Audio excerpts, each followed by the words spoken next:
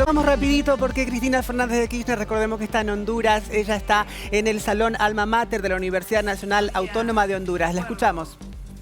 Aquellos días, allá por el año 2009 en Washington, en la sesión de la OEA, cuando eran otros tiempos, claro, la OEA se ponía al frente para defender las democracias en América Latina y no para voltearlas. Y recuerdo al compañero Miguel Ángel Insulza, chileno, votado 2 veces secretario general de la Organización de Estados Americanos. Fernando Lugo, ¿qué tal? ¿Cómo estás? Estábamos también con Fernando, los dos, expresidente del Paraguay, que está presente junto a Dilma.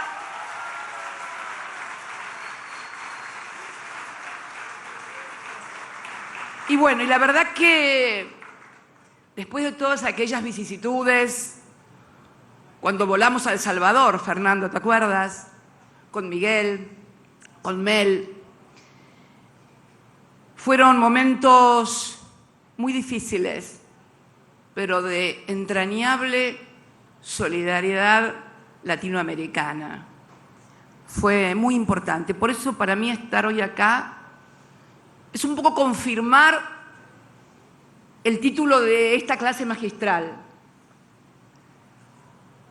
Los pueblos siempre vuelven. No solamente lo recordé con Xiomara, lo recordé también hace pocos días, luego de la elección en la hermana República de Chile. Ahora bien, pensar en esto, los pueblos siempre vuelven, ¿es una categoría de pensamiento político universal? No. Es una categoría de pensamiento político latinoamericano. ¿Y por qué? Porque es muy difícil por allí, en otras latitudes, imaginar estos avances y retrocesos, Héctor, también, porque es cierto que el pueblo siempre está, pero cuando hablamos de los pueblos siempre regresan, lo hacemos desde esta perspectiva, desde que hoy Xiomara Castro de Celaya sea presidenta de la República Argentina. Lo hacemos desde la perspectiva que luego del golpe militar contra Evo Morales, el MAS, a través de Lucho Arce, su presidente, haya vuelto a la presidencia. Porque la historia de nuestro continente es una historia de avances y retrocesos. Desde el fondo de la historia, de cuando fuimos colonizados por las potencias europeas y se alzaron contra esos procesos de colonización, primero los pueblos originarios, Lempica, Tupac, Amaru y tantas otras rebeliones y revoluciones indígenas, que sin embargo fueron aplastadas. Y más tarde esa lucha contra el colonialismo directo de las potencias europeas en el continente americano, finalmente eclosiona en el siglo XIX con las gestas emancipatorias del general San Martín, del general Bolívar, del general Morazán. Verdaderos libertadores. Es una liberación política, pero hecha con armas. Porque primero habían sido derrotados políticamente, la gente no quería vivir más en la colonia. Y finalmente estos grandes hombres, estos grandes libertadores,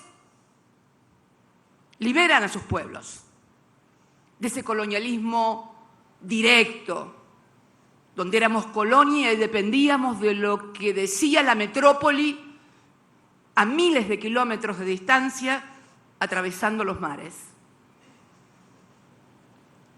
Fíjate, Héctor, y todos los que hoy estamos acá, desde aquellos pueblos originarios que habían sido aplastados, a estos hombres que muchas veces tenían un origen europeo y habían sido formados en academias militares, en universidades europeas, pero que se hacen cargo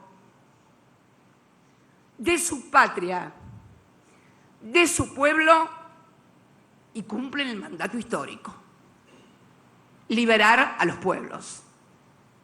Y esto sucede acá. Sucede en toda Latinoamérica, en Centroamérica, en la América del Sur. Y se termina en el siglo XIX ese colonialismo directo, voraz, sanguinario, que se había impuesto en estas tierras. Y alumbra el nuevo siglo, el siglo XX, y también surgen distintas formas de dominación, no ya tan directas, no ya tan evidentes, sino fundamentalmente vinculadas al sojuzgamiento económico de los pueblos. Y también vuelven a surgir lo que yo llamo la oleada de los movimientos nacionales y populares que caracterizan a todo el siglo XX en toda la región. Sandino, en Nicaragua, Jacobo Arbenz, allá en el sur, el peronismo. Esta es la primera mitad del siglo XX, donde se conforma un perfil que muchas veces no es entendido, porque claro, se pretende analizar lo que pasa en un continente como Latinoamérica, como Centroamérica, como la Suramérica, se pretende analizar estos fenómenos sociales, políticos y económicos con las categorías de pensamiento europeo. Y claro, es como que yo intentara de repente analizar lo que pasa muy lejos de acá, con las categorías de pensamiento que tenemos nosotros, en el Medio Oriente o en el Asia, etc. Y esto es lo que yo denomino una categoría de pensamiento político latinoamericano. Los pueblos siempre vuelven. Y no lo hacen nunca de la misma forma, ni con los mismos dirigentes, porque comienza una etapa también en el marco de lo que fue la contradicción este-oeste, lo que se aplicó la doctrina de seguridad nacional en toda nuestra región, y entonces las Fuerzas Armadas en la mayoría de los países, adoctrinadas y educadas en la Escuela de Panamá, golpes de Estado contra los gobiernos populares. Obviamente orientados, dirigidos, financiados también en esta contradicción entre el peligro del oso comunista y la democracia occidental. Esto llevó gran parte del siglo XX. Gran parte del siglo XX. Y luego, por esto de los pueblos siempre regresan, comienza el surgimiento a fines del siglo XX, luego de haberse impuesto el neoliberalismo en toda la región, con el desastre y la tragedia social, económica, de disgregación nacional que esto implicó, comienzan a surgir nuevos movimientos populares y nacionales, con otros nombres inclusive, y con otros protagonistas, pero con el mismo objetivo de siempre: la autodeterminación de los pueblos. La autodeterminación de los pueblos.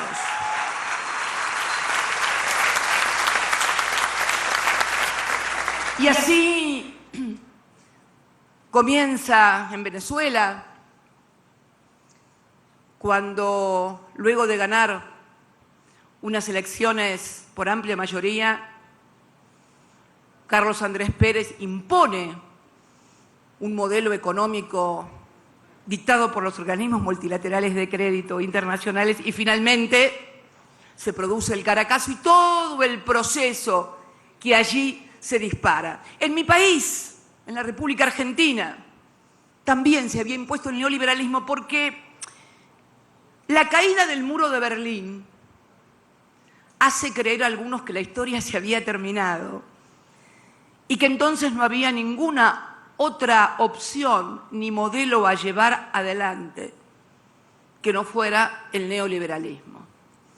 Sin embargo, comienzan a surgir, lo que hablabas vos, Héctor, recién, la resistencia de los pueblos, y comienzan a surgir nuevos liderazgos, nuevos movimientos, nuevos espacios políticos, porque la característica de esto de que el pueblo siempre regresa en la América Latina no siempre tiene la misma forma en todas las décadas y en todas las etapas, sí siempre tiene los mismos objetivos. Y entonces comienza un proceso virtuoso, y un proceso virtuoso que puede ser medido en lo que se debe medir la virtud en la gestión de gobierno, que es mejorar la calidad de vida de los pueblos, que la gente pueda tener salud, educación, estudios.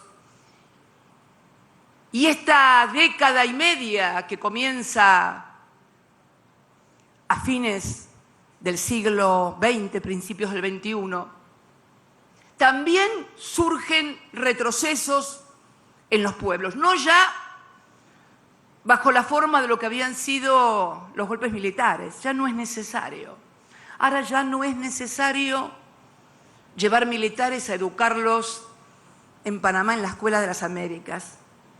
Ahora hay que conseguir jueces que, educados y en comisiones, en foros, que siempre financian, de la misma manera que se financiaban los golpes militares, se comienzan a financiar los golpes judiciales también en la América Latina. De la misma manera y con los mismos financiadores, además.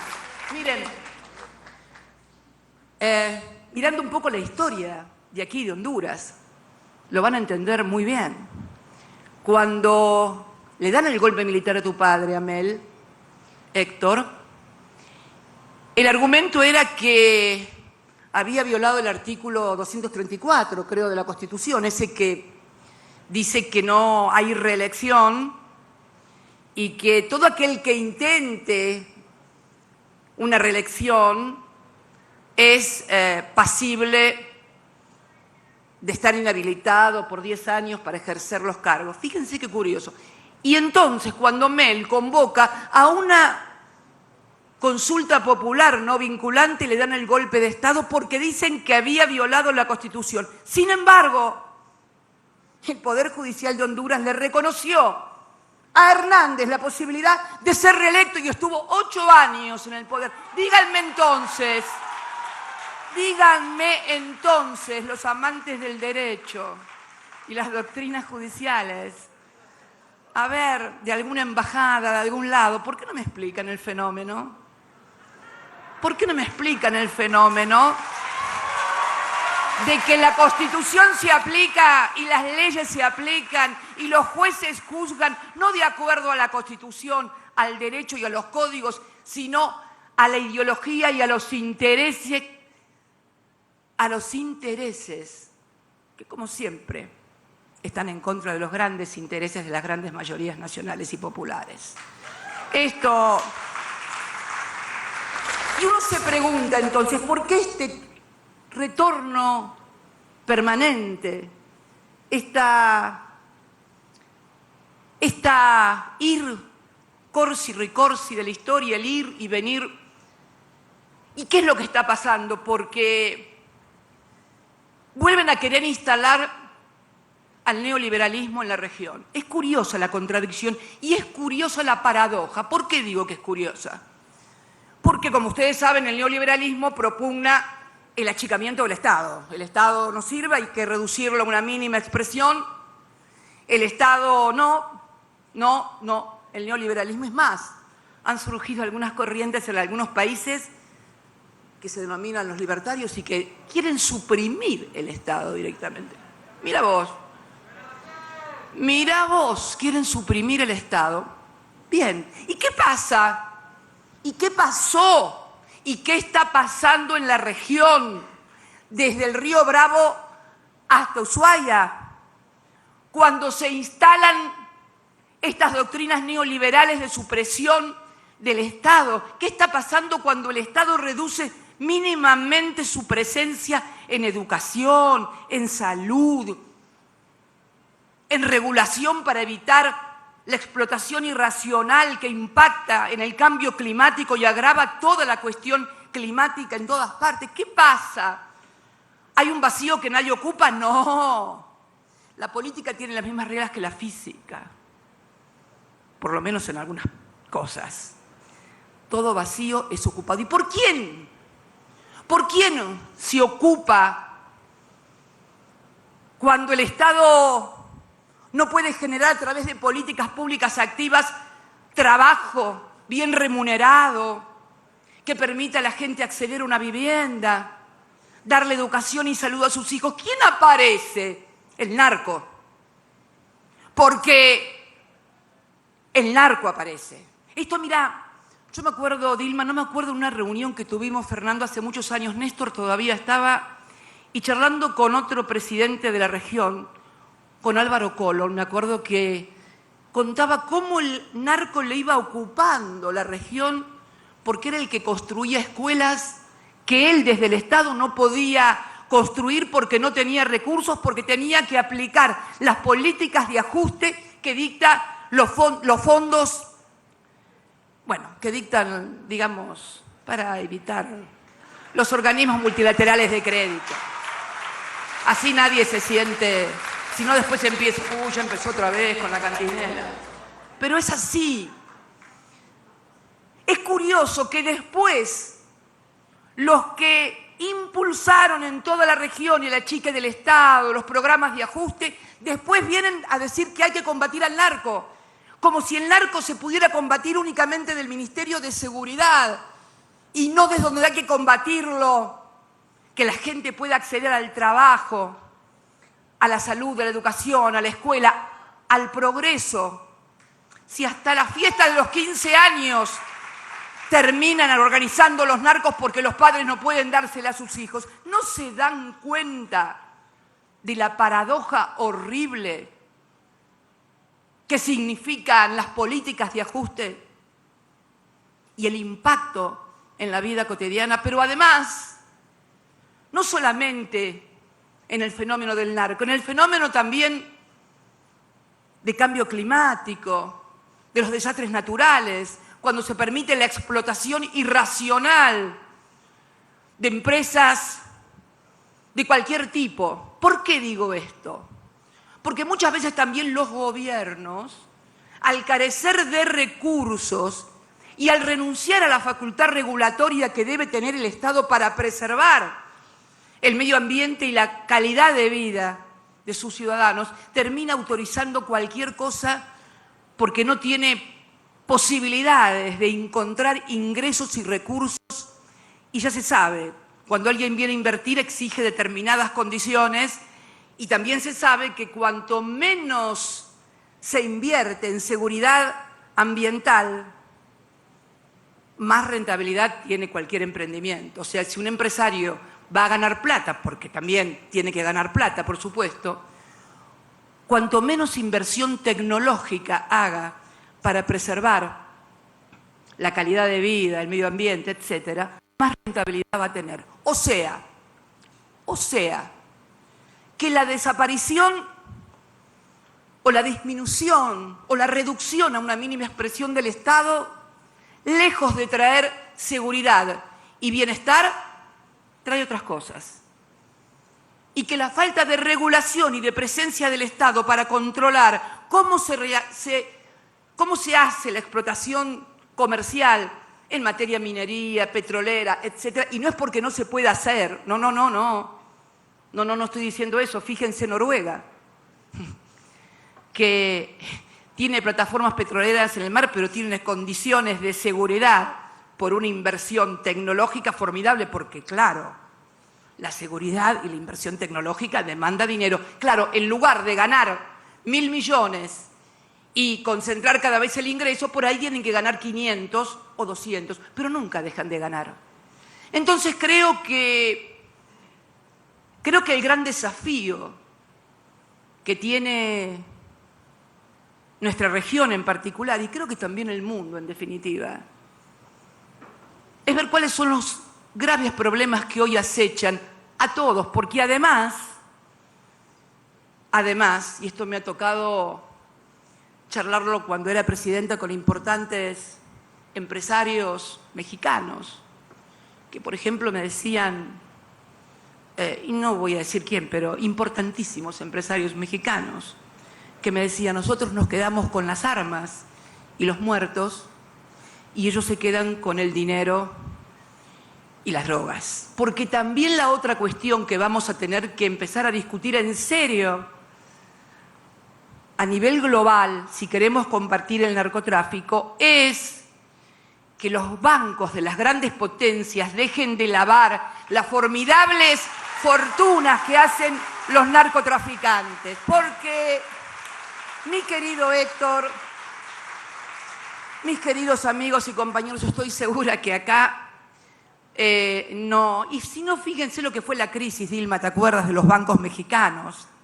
¿Cuál fue la crisis? Bueno, que los bancos de un poquito más arriba que México eran los que querían lavar el dinero del negocio del narcotráfico. Esta es tenemos una expresión en la República Argentina que a mí me gusta mucho utilizarla, y que es la verdad de la milanesa. Cuando decimos, bueno, mirá, ¿cómo es? Esto es la verdad de la milanesa. Esta es la verdad de la milanesa, de lo que pasa hoy en la lucha con el narcotráfico, hoy en la lucha ambiental, la desaparición y la renuncia del Estado a intervenir